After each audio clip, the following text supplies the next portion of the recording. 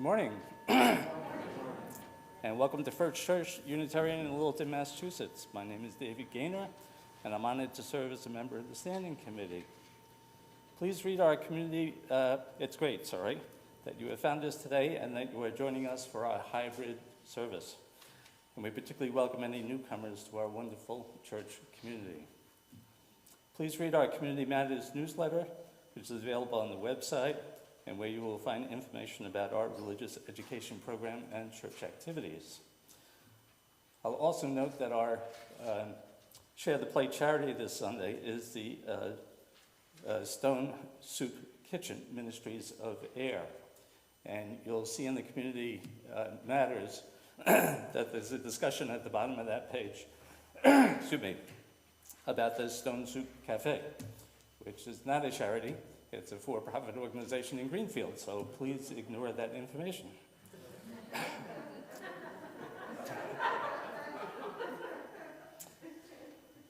And unfortunately today, our music director, Molly, was exposed to COVID, so she's not with us, and Reverend Lara has had to postpone the 80s spirituality service. And our service today will be entitled Doling Out Compassion. Reverend Lara will guide us through the service, and you can scan the QR code for the order of service, and I believe it's going to be up on the screen as well. No. So what?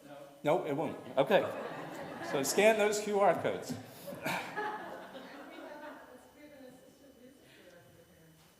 Yes, and Carolyn McCreary will ably sit in for Molly. Thank you. And welcome to church.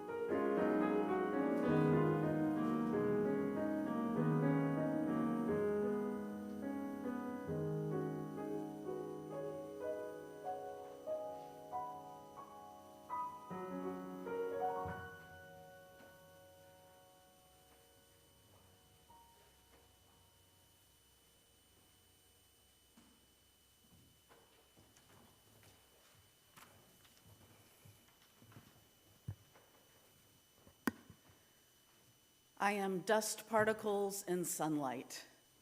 I am the round sun. To the bits of dust I say, stay. To the sun, keep moving. I am morning mist. I am the breathing of evening. I am wind in the top of a grove and surf on a cliff. Mast, rudder, helmsman, and keel, I am also the coral reef they found her on. I am a tree with a trained parrot in its branches, silent, thought, and voice. The musical air coming through a flute, a spark of stone, a flickering in metal, both candle and the moth crazy around it, rose and the nightingale lost in the fragrance. I am all orders of being, the circling galaxy, the evolutionary intelligence, the lift and the falling away. What is and what isn't? You who know, Jelaluddin, you, the one in all, say who I am. Say, I am you. The words of Jelaluddin Rumi. Let us worship. Oh, I forgot to ask who's lighting our chalice this morning. All right. Robbie, right? Thank you. And as he lights the chalice, please join me in saying the words of our covenant. Love is the spirit of this church, and service its law. This is our great covenant, to dwell together in peace, to seek the truth in love, and to help one another.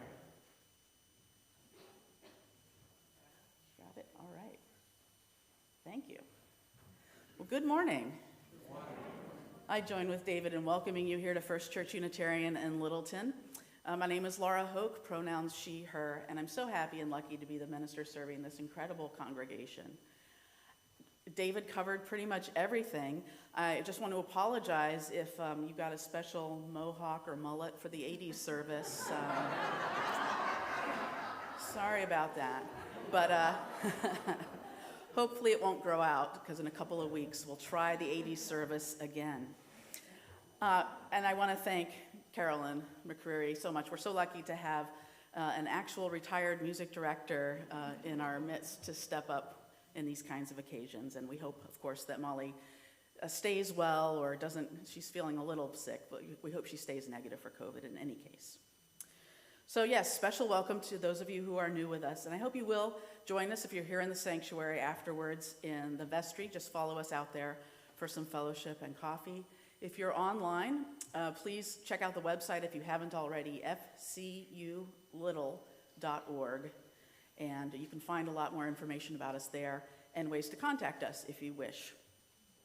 Okay, let's start with our opening hymn. And the order of service isn't going to be on the screen, but you'll be guided along between me and the screens. The opening hymn is number 86, Blessed Spirit of My Life, in the gray hymnal, 86. And the words will be on the screen as well. I invite you to rise in body or in spirit.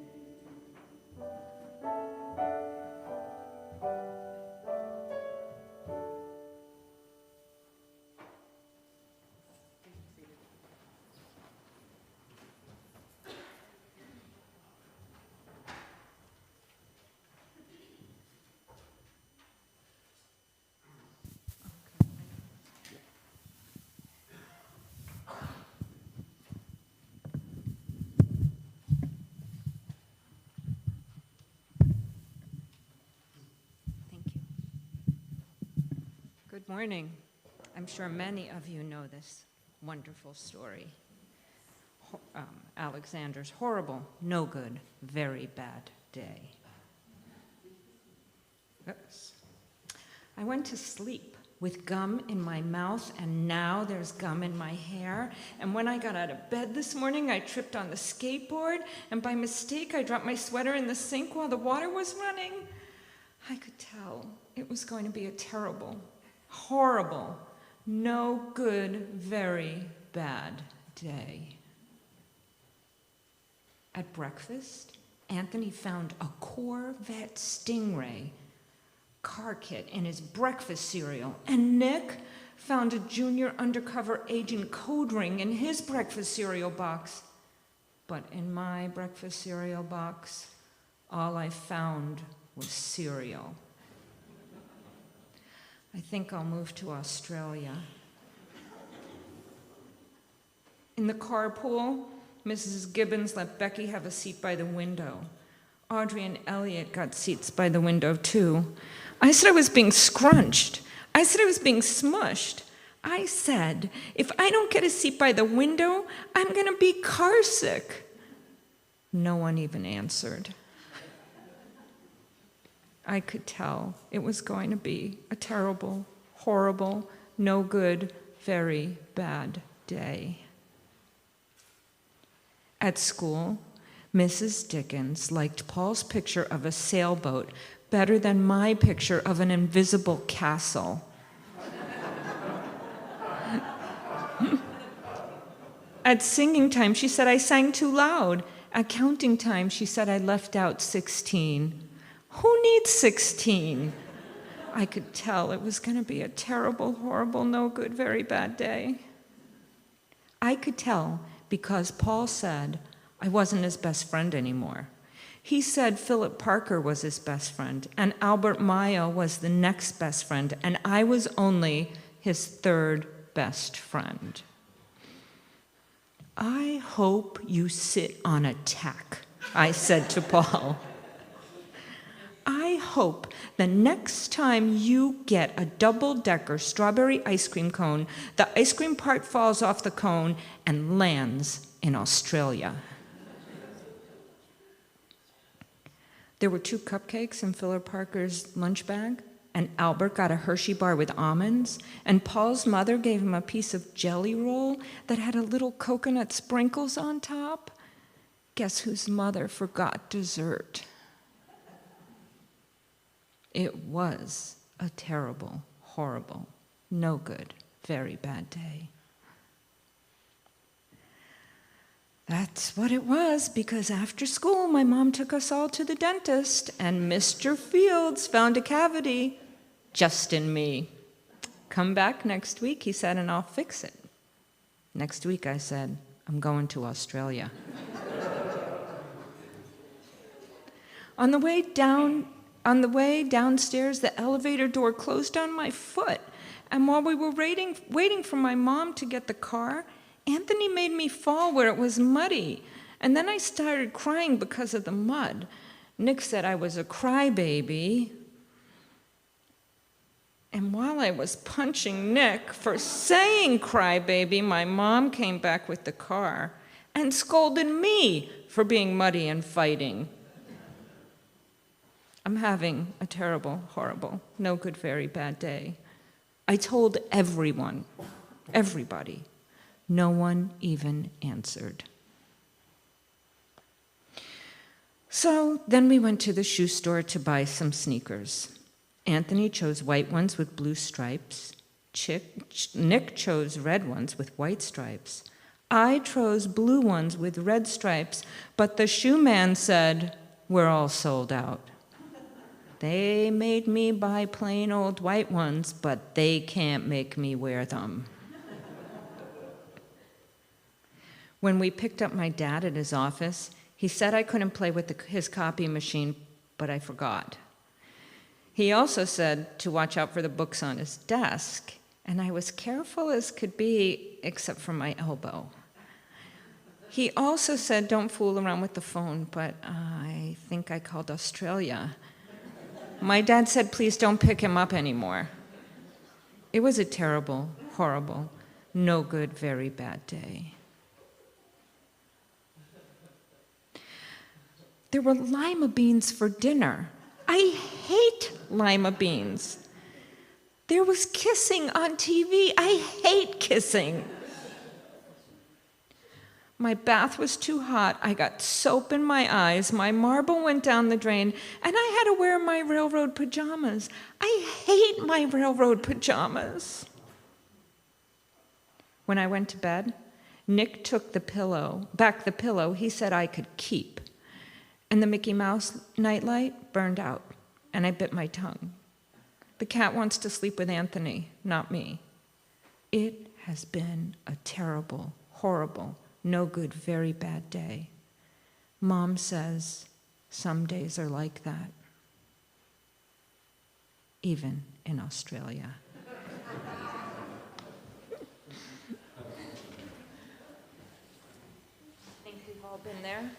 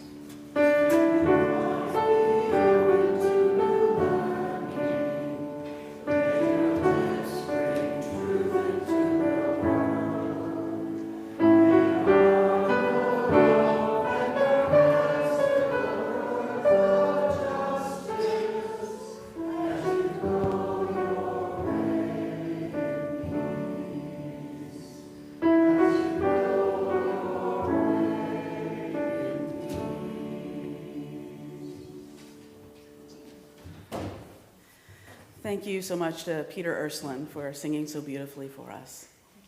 Appreciate that. It's a gift. So this morning, as David said, is a Share the Plate Sunday.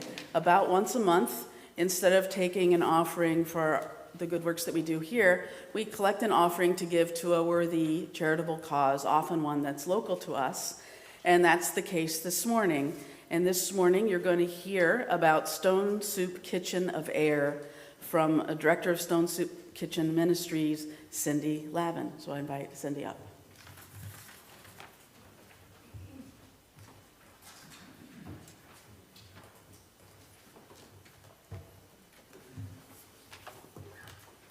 Good morning. Good morning. Everything's good. I've been warned I have 5 minutes, so time me. I want to tell you, Stone Soup Kitchen is a relational food and community building ministry. There are no salaried positions, including me, and our hot meal program, our food pantry, and all the programs are community funded.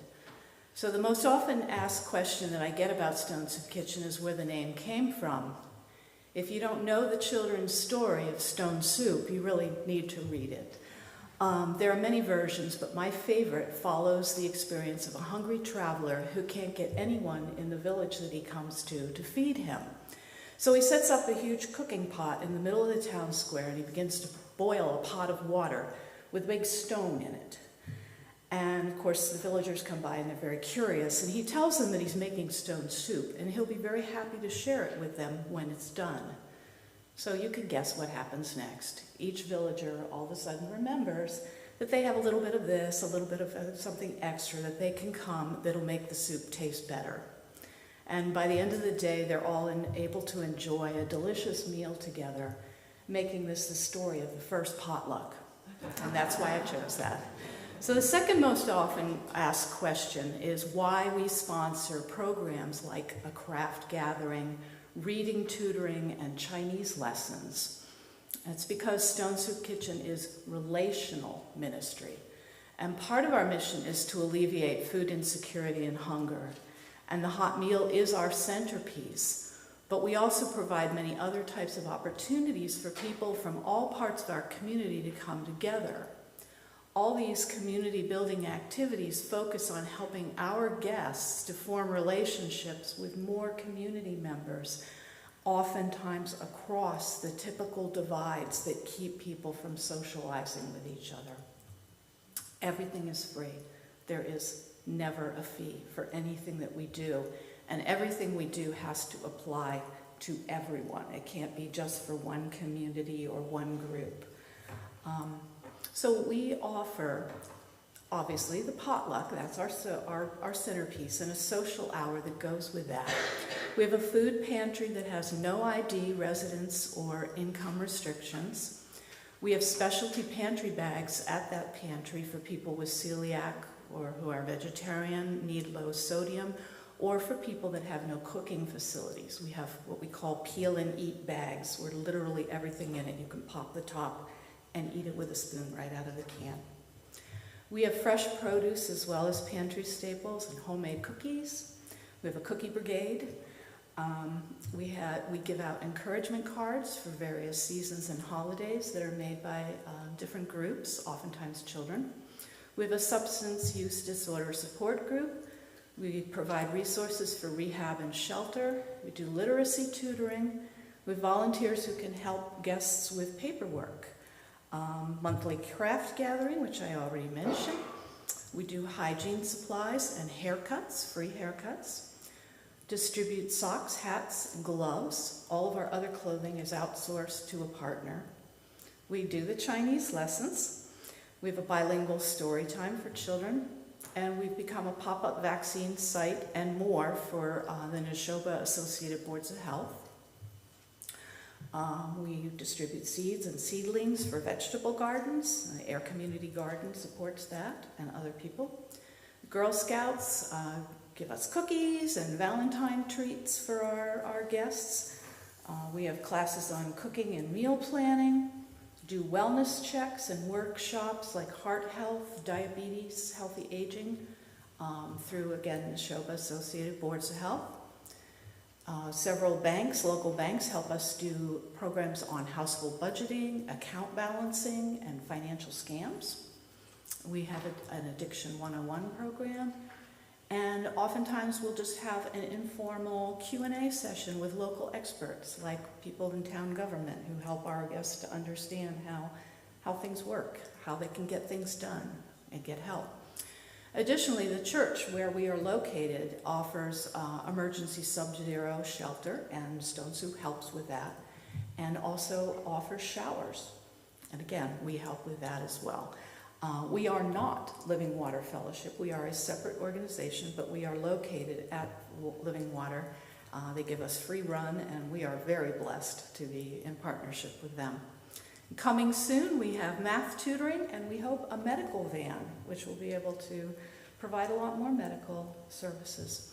So at Stone Soup Kitchen, each person contributes just a little bit of whatever they have, whether that's food, money, or talent. And together we're able to feed the bodies and nourish the souls of many, many people. And thank you all for being part of the soup. Appreciate it.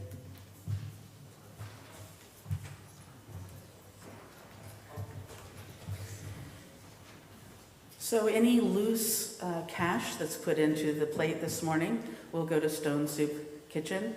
You could also make checks out to Stone Soup Kitchen and put them in the offering plate.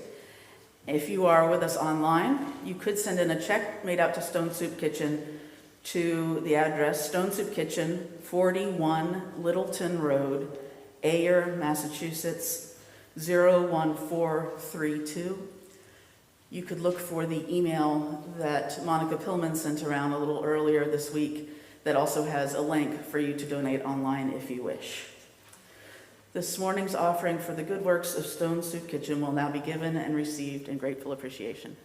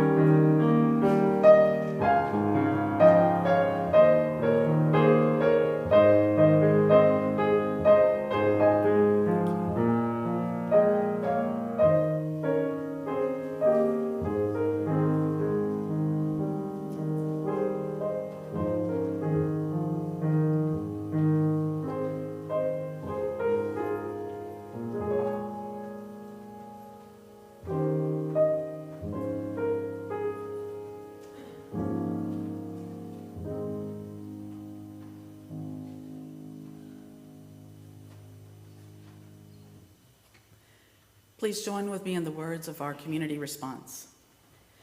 We are grateful for the opportunity to give and serve, and grateful for the gifts we have received. May this affirm the ministries of our church community, both within and beyond these walls. Most weeks, we share a special time to feel again our connections to one another and to that which we consider holy. And we call this our candles of caring. If you have a special joy or concern that you would like to share with this gathered, beloved community, we invite you to raise your hand high enough that we can see it, and we'll come around to you with a microphone and light a candle for you up front. If you're on Zoom, you could use the hand raise reaction in Zoom, in the reactions area, hand raise. And we will light a candle for you as well. Please let us know your name and briefly how we might direct our thoughts, prayers, and healing wishes. Are there any candles this morning?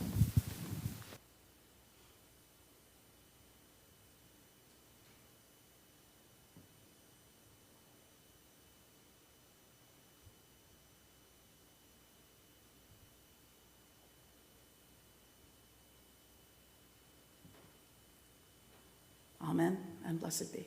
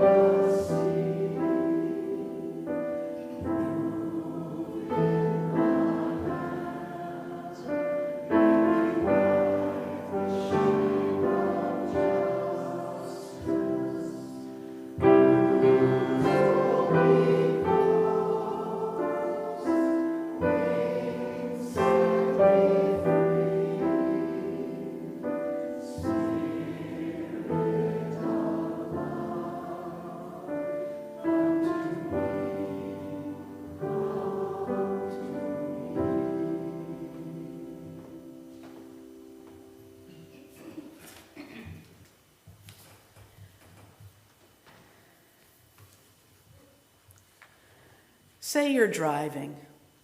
Perhaps you're on your way here to 19 Foster Street, and you stop at a red light, and someone is there with a sign that says, "Hungry, homeless, please help." What do? Do you wave them over to your window, roll it down, and give them some cash? Do you avoid eye contact at all costs, trying to pretend that you don't see them? Perhaps you have an ideological stance on this. Perhaps you always give such a person a few dollars. Or perhaps you have the stance that you will never give such a person any money because you're convinced the money will go to alcohol or drugs or something like that. Perhaps your response varies from time to time. Maybe varies based on the kind of day you're having, or varies based on the vibe of the person with the sign, or something even more random changes your response. Maybe you don't even know why you respond like you do to such a person on any given day. I can tell you that my own response in such situations varies from time to time. It feels pretty random to me how I react in such a situation. It feels random, but you know it isn't really random. There are reasons each time why I do what I do. I just might not be consciously aware of those reasons in the moment. It comes down to compassion, and when we feel it, and when we try to shoo our compassion away with judgments or maybe rationalizations. According to the dictionary, compassion is a feeling of deep sympathy and sorrow for another who is stricken by misfortune, accompanied by a strong desire to alleviate the suffering. It makes sense that a decent human being would feel deep sympathy and sorrow for someone who is suffering a misfortune, and that decent human beings would have a strong desire to alleviate or lessen that suffering. Except, as I noted, sometimes we decent human beings don't. How can this be? Why does the suffering of another sometimes leave us feeling judgmental, sometimes feeling indifferent? Why does it sometimes send us into mental calisthenics until we can rationalize not helping?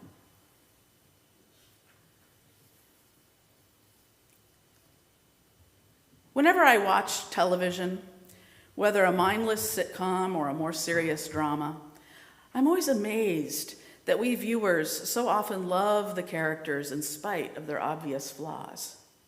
For instance, we often love sitcom characters who routinely lie or cheat. Take the show Everybody Loves Raymond. I mean, everybody loves Raymond. It's right there in the title. And yet, Raymond can be really weaselly, trying to wiggle out of responsibility and blame. He'll even outright lie, just to avoid getting into trouble with his wife or his mother. He lies in practically every episode, multiple times. He's a compulsive liar, really. But we still like him. We love him. Or to take you further back in the sitcom time machine, what about Hawkeye Pierce in MASH? He's a chronic womanizer. He can be kind of a nasty drunk sometimes, but we love him. Or for something a little more recent, maybe you used to watch the show Scandal. And if you did, you know how much we love the character Olivia Pope, in spite of the fact that she has an ongoing affair with a married man and a somewhat Machiavellian sense of ethics. Okay, these characters are flawed, but they're still basically lovable, right? Don't we like them? When it comes to television, it's so easy to love the sinner and hate the sin, or really to love the sinner and be entertained by the sin. But are we as forgiving in real life to the flesh and blood human beings around us who are maybe drunk womanizers, or maybe chronic compulsive liars, or scheming, or adulterous, or Machiavellian? In real life, do we love them? Part of it is, of course, the follies of Raymond and Hawkeye and Olivia Pope don't actually impact our own lives. They don't lie to us.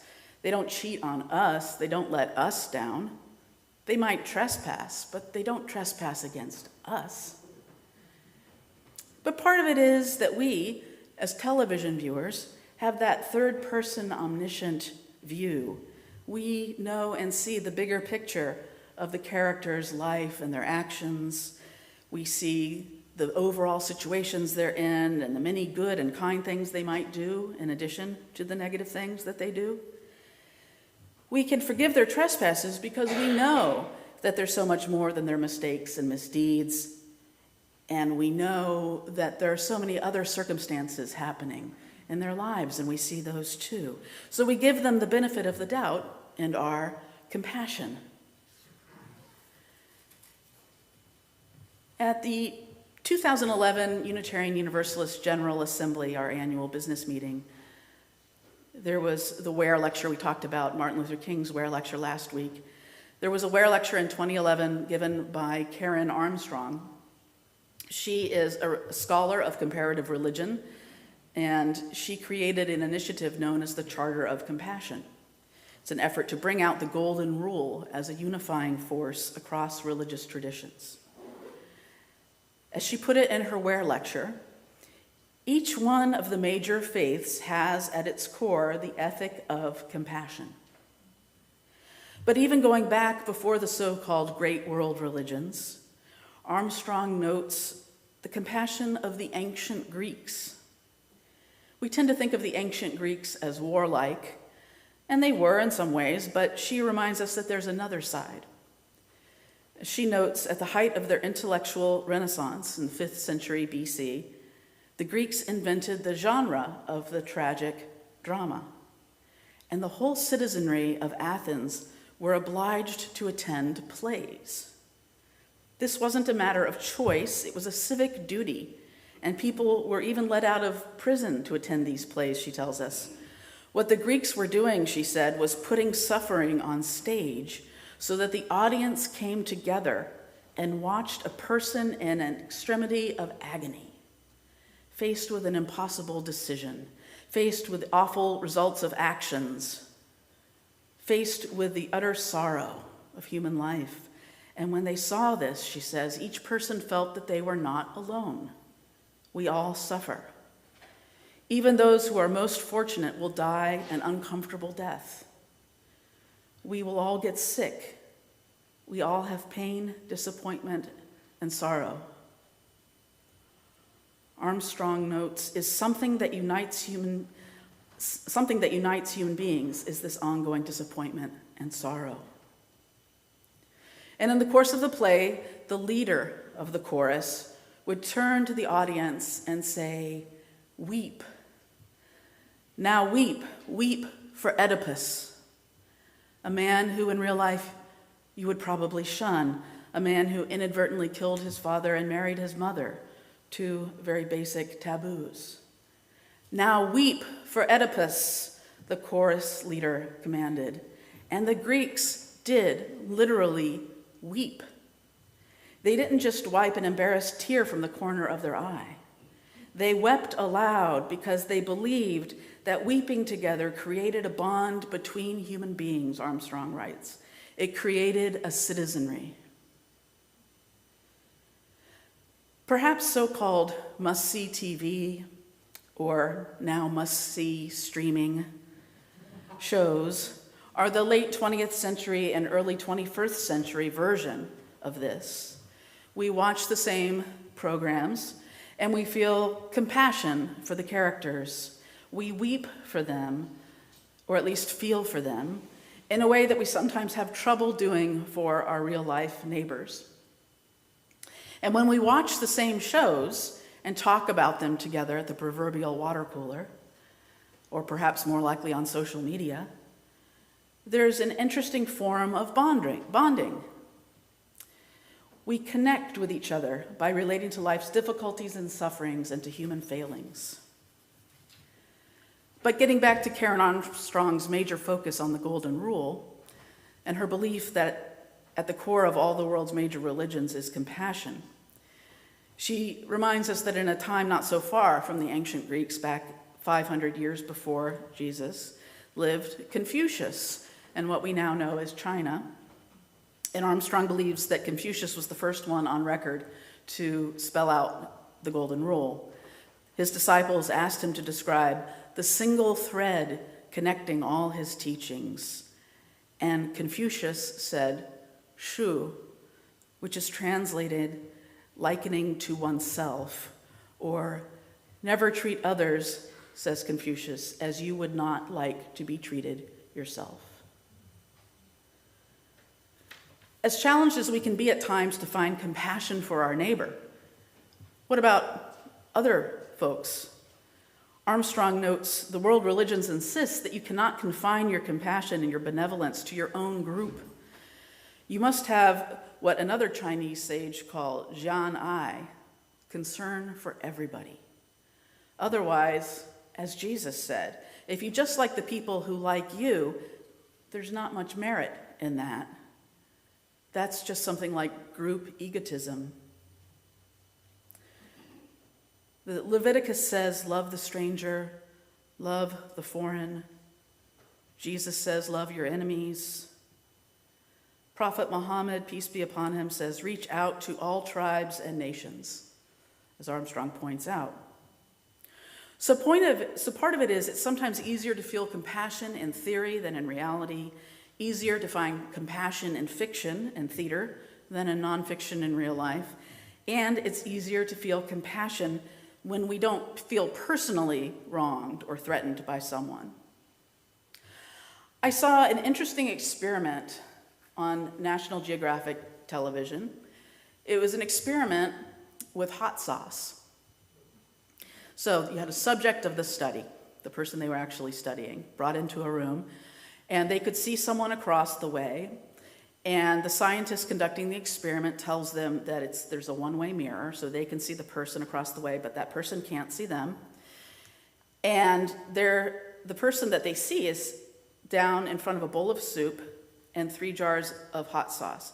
So the person in the experiment has the soup, the 3 jars of hot sauce. 1 jar is labeled mild, 1 is labeled medium, and 1 is labeled death.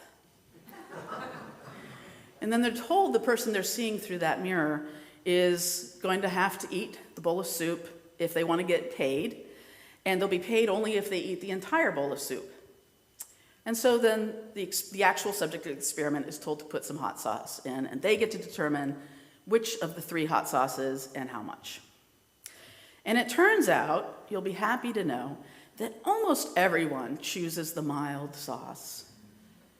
And many of the subjects barely put in any at all. So it seems like we're generally hardwired for compassion, right? We wanted to take it easy on that person, all things being equal. Then the experiment takes a slightly different turn.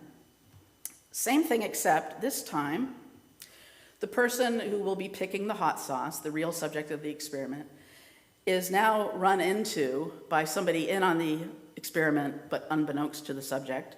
The person kind of runs into them in a hurry and a huff, like looking at their cell phone, and yells at them something like, "Hey, idiot, watch where you're going," that kind of a thing. So then the actual subject gets into the room, same thing as before, the bowl of soup, the 3 jars of hot sauce. They look across the way at the person who's going to have to eat the soup, however they doctor it up. And who do they see through the mirror? The jerk who ran into them, who's in on this, right? They see that very same person, and this time, it's different.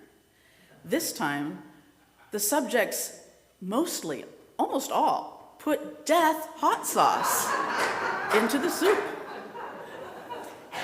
And some of them put in a pretty hearty amount, too. How easily our hardwired compassion is thrown off by a transgression against us. It's like road rage.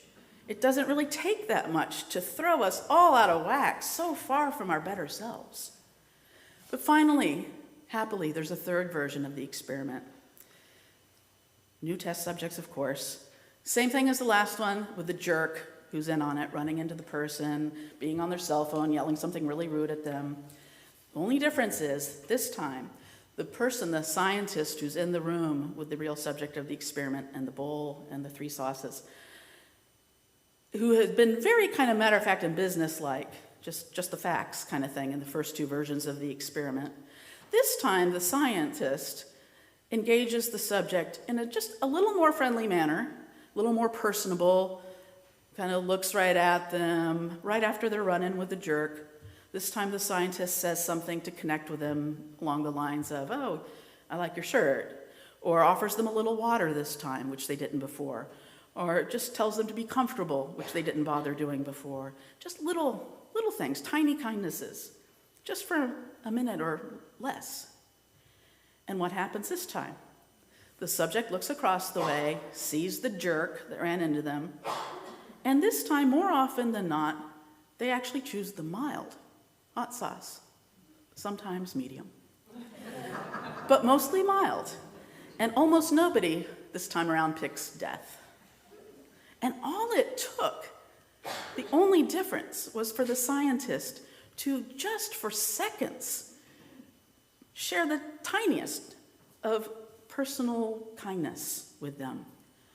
Just basic seconds of basic connection.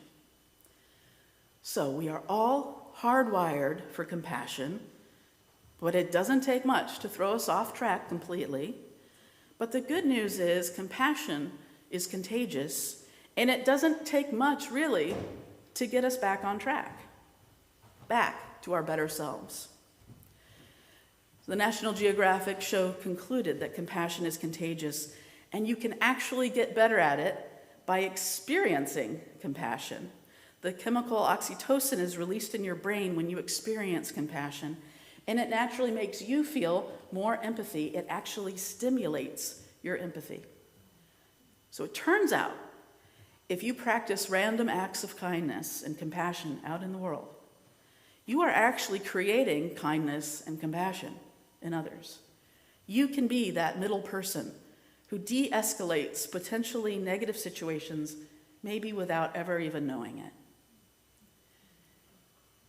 In addition to showing that it's hard to be compassionate to someone who's been unkind to us, studies have shown something else, that the more similar we are to someone, the more likely we are to help them. That might not surprise you, I don't know. In fact, it turns out that people with less money and less financial security are more apt to give a little bit of money to that person on the street in that particular scenario because they can imagine themselves in that situation. And studies show that we're more apt to give money to the person on the street the more like us we perceive them to be. So the early religious and spiritual teachers were right by their intuition without the benefit of scientific or psychological studies, that the real challenge and the thing that sets one apart morally is to feel compassion for and to be kind to those who are not as much like us, for those we do not perceive to be our neighbors at first glance. All the great religious teachers tried to teach us, in fact, that everyone is our neighbor. The Samaritan might seem foreign to us, but she is our neighbor. Or as the great Sufi poet Rumi put it, I am you.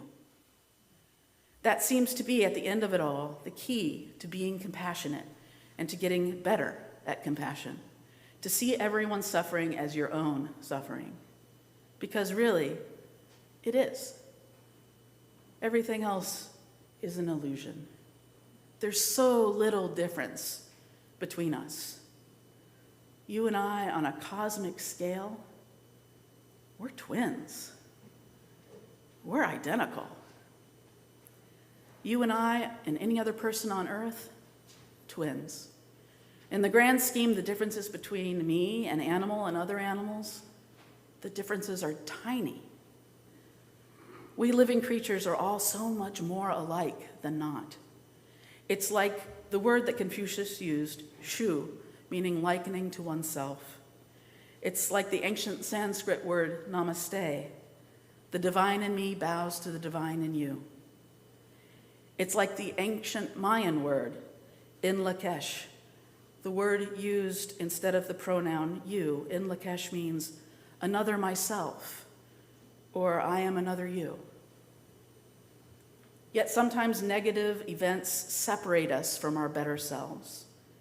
We hear about a person or a group that seems to believe or advocate in such different things from what we might believe in or advocate. And it's like the jerk that runs into you in the experiment. We only see the differences. Differences of culture, religion, language, politics, and more. And we forget completely all the similarities that we have, that we are one.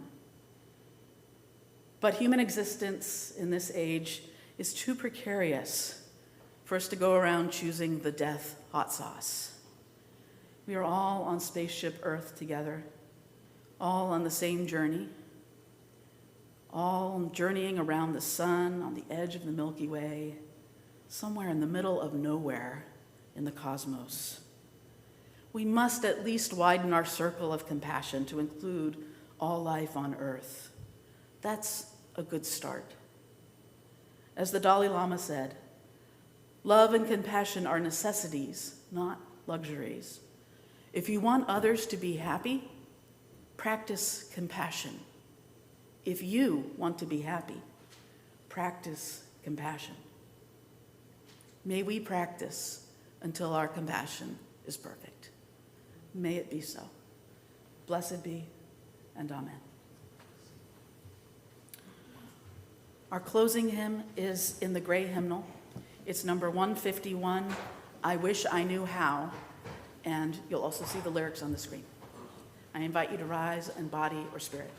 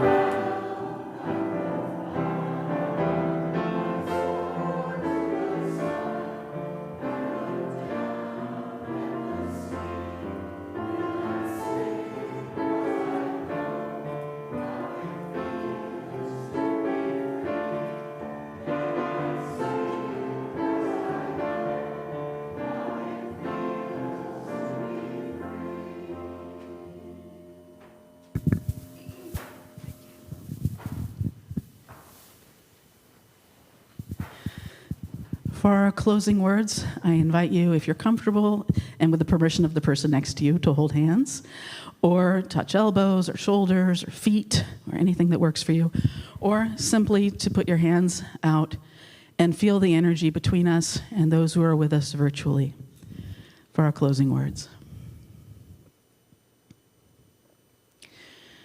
Friends, I wish for you loving kindness.